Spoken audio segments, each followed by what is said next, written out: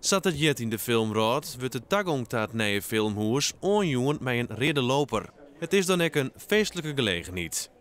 De treie zeelen had de kleuren van het wandkleed dat in het Fries Museum hinget, met de kleuren geel, rood en blauw. Het Fries Filmhuis had de naam Slieker Film gekregen.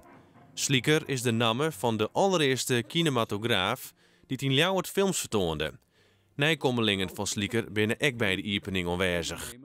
Wat heeft hij betekend voor de film, uw grootvader? Ja, blijkbaar het een en ander, want ik hoor heel vaak van dat hij aangehaald wordt bij allerlei dingen. Wat heeft hij hier bijvoorbeeld op het plein, hier op het Wilhelminaplein gedaan? Ja, hij was de eerste die dus met een film op levende beelden kwam. En dat was iets heel nieuws. Dat had nog nooit iemand gezien. Het is een speciale dij voor haar. Ja, dat is natuurlijk heel bijzonder. Dat is iets wat je nooit van tevoren bedenkt.